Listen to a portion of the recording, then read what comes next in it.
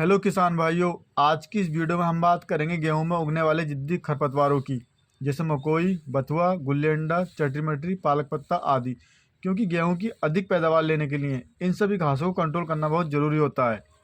अगर हम इन सभी घासों को कंट्रोल नहीं करेंगे तो इसका असर सीधा गेहूँ की पैदावार में देखने को मिलता है और गेहूँ की पैदावार घट जाती है या गेहूँ की पैदावार में कमी आती है। क्योंकि अगर हमने गेहूँ में उगने वाले खरपतवारों को सही समय पर कंट्रोल नहीं किया तो हमारे किसान भाई गेहूं की फसल में कितने भी अच्छे से अच्छे जिंक, जाइम, टॉनिक या कोई और माइक्रोन्यूट्रिएंट डालें, इन सभी का गेहूं के पौधे को कोई फ़ायदा नहीं मिलता।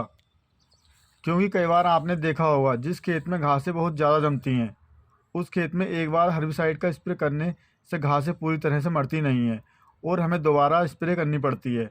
लेकिन जब हम दोबारा स्प्रे करते हैं तो घासें बड़ी हो चुकी होती हैं और दोबारा स्प्रे करने पर भी सभी घासें पूरी तरह से नहीं मरती और हमारा पैसा वेस्ट जाता है। या कई बार ऐसा भी होता है कि हम आधी अधूरी जमी घासों पर हर्बिसाइड का स्प्रे कर देते हैं और आधे से ज़्यादा घासों का जमाव हमारे स्प्रे करने के बाद होता है, जो किसानों के लिए एक बहुत बड़ी समस्या बन जाती है और हमें दोबारा घासों को कंट्रोल करने या मारने के लिए स्प्रे करना पड़ता है।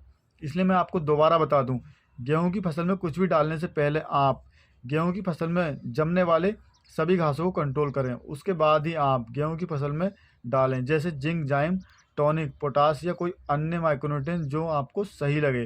क्योंकि सिर्फ घासों की वजह से ही गेहूं की पैदावार 20 से 25% तक घट जाती है। क्योंकि घासें ज़्यादा बड़ी होने पर किसी भी दवाई से कंट्रोल नहीं होती, चाहे कोई कुछ भी कहे। इसलिए सबसे पहले आप घासों को कंट्रोल करें। ध्यान रहे, घासों को कंट्रोल करने के बाद ही आप गेहूं की फसल में जिंक या जाइम, टॉनिक डाल सकते हैं।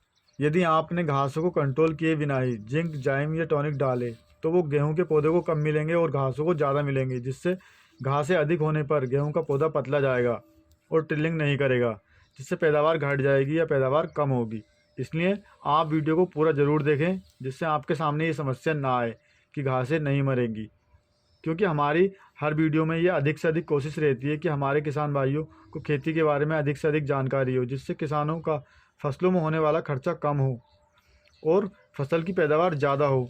लेकिन ये सब तभी संभव है जब आपको खेती में प्रयोग होने वाली दवाओं के बारे में अधिक से अधिक जानकारी होगी। इसलिए वीडियो को पूरा ज़रूर देखें, जिससे फसल में होने वाला खर्चा कम हो और पैदावार ज़्यादा हो। क्योंकि इस वीडियो में हम आपको कुछ ऐसी दवाओं के नाम और उनके कॉम्बिनेशन के बारे में बताएंगे जिनका प्रयोग आपने घासों की सही अवस्था या स्टेज और सही समय पे किया तो आप यकीन मानो एक ही स्प्रे करने से गेहूं में उगने वाले सभी खरपतवार मर जाएंगे या कंट्रोल हो जाएंगे, जिससे आपको दोबारा स्प्रे नहीं करनी पड़ेगी, जिससे फसल में होने वाला खर्चा कम होगा। इसलिए इस वीडियो में हम किसान भाइयों को बताएंगे आपको कितने दिन के गेहूँ में पानी लगाना है और पानी लगाने के कितने दिन बाद हर्बिसाइड या घासों को मारने के लिए दवाई का स्प्रे करना है। सबसे पहले मैं आपको बता दूं, जब गेहूं की फसल 21 से 22 दिन की हो तो आप गेहूं को पहला पानी लगा दें और सभी घासों को जमने दें। जो भी घासें आपके गेहूं में जमती हों, आपको जल्दीबाजी नहीं करनी है। क्योंकि कई बार होता क्या है कि हम 50 से 60% घासें जमने पर ही स्प्रे कर देते हैं और बाकी बची घासें दवाई करने के बाद जमती हैं, जो कि एक बहुत बड़ी समस्या बन जाती हैं और दोबारा स्प्रे करना पड़ता है। तो इसलिए आप ये गलती ना करें। तो आइए अब बात करते हैं उन दवाओं की जिनका प्रयोग हम गेहूं की फसल में जमी घासों को कंट्रोल करने के लिए कर सकते हैं। आप किसी दूसरी दवाई का प्रयोग भी कर सकते हैं जिसका रिजल्ट आपने देखा हो या जो दवाई आपने पहले प्रयोग की हो। ठीक है। और अब बात करते हैं गेहूं में जमी घासों को कंट्रोल करने के लिए सही समय की। तो मैं आपको बता दूं, जब गेहूं की फसल में सभी घासें जमी हों, यानी चौड़ी पत्ती और सकरी पत्ती, जैसे मकोई, पालक घास, बथुआ और गुल्ली डंडा आदि। लेकिन ध्यान रहे घासें ज़्यादा बड़ी ना हो, यानी घासें 2 से 3 पत्ती की हों। तो आप एक पैकेट ACM9 का 160 ग्राम का, जो कि क्रिस्टल कंपनी की आती है, साथ में आधा पैकेट एफिनिटी लें और एक पैकेट मैट सल्फ्यूरॉन मिथाइल का लें। इन तीनों का अलग अलग घोल बनाकर 150 लीटर पानी के साथ मिक्स करके 1 एकड़ में स्प्रे करें। इन तीनों दवाओं के कॉम्बिनेशन को एक साथ करने से लगभग सभी घासों पर आपको बहुत शानदार कंट्रोल देखने को मिलेगा। यदि गुल्ली डंडा या बंदरिया घास बहुत अधिक जमी हो तो आप इन दवाओं के साथ 50 ग्राम सिनकोर को भी मिला सकते हैं, जिससे गुल्ली डंडा भी सब मर जाएगा। इन चारों दवाओं का एक साथ स्प्रे करने से गेहूं का रंग थोड़ा पीला पड़ सकता है, लेकिन इससे घबराने की कोई बात नहीं है, जो कि बाद में खुद ही ठीक हो जाएगा। या जब आप दवाई का स्प्रे करने के बाद जिंक जाइम या सल्फर डालेंगे उससे दोबारा हरा हो जाएगा। और अब बात करते हैं दूसरी दवाई की। यदि दूसरी दवाई की बात करें तो गेहूं की फसल में चौड़ी पत्ती वाले घास और सकरी पत्ती वाले घास होने पर आप 1.5 पैकेट टॉपिक प्लस 100 ग्राम सिनकोर और आधा पैकेट एफिनिटी का साथ में 1 पैकेट मैट सल्फ्यूरॉन मिथाइल का लें। इन चारों दवाओं का अलग अलग घोल बनाकर 150 लीटर पानी के साथ मिक्स करके 1 एकड़ में स्प्रे करें। इन दवाओं के कॉम्बिनेशन से भी लगभग सभी घास मर जाएंगे। लेकिन ध्यान रखें, इन दवाओं का प्रयोग केवल 40 दिन तक की गेहूं में ही करें।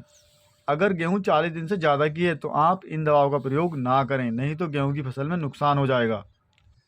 और यदि गेहूं में लूज घास जमी हो तो लूज घास यानी गुल्ली अंडा घास के जैसी होती है, बस लूज घास का पत्ता गुल्ली अंडा के पत्ते से थोड़ा बारीक होता है। इसलिए लूज घास को मारने के लिए आप 100 ग्राम से 150 ग्राम सिनकोर को रेत में मिलाकर या यूरिया के साथ मिलाकर छींटा लगा दें। इससे लूज घास मर जाएगी। यदि आपकी गेहूं 40 दिन से ज़्यादा की है तो गेहूं की फसल में घासों को कंट्रोल करने के लिए दवाओं का नाम जानने के लिए हमें कमेंट्स करें। जानकारी सही लगी हो तो वीडियो को अधिक से अधिक शेयर करें, जिससे और किसान भाई भी इस जानकारी का लाभ उठा सके, जिससे किसानों को गेहूं में होगी घासों को मारने के लिए बार बार हर्बिसाइड का स्प्रे ना करना पड़े। और अभी तक वीडियो को लाइक नहीं किया तो वीडियो को लाइक कीजिए, क्योंकि अगली वीडियो में हम आपको बताएंगे गेहूँ की फसल में पोटास का प्रयोग कब करना चाहिए, जिससे गेहूँ का दाना मोटा और चमकदार हो। इसलिए चैनल को सब्सक्राइब जरूर कर लें, ताकि फसलों में प्रयोग होने वाली दवाओं के बारे में आपको नई नई जानकारियाँ मिलती रहें और आपका खर्चा भी कम हो। वीडियो देखने के लिए धन्यवाद।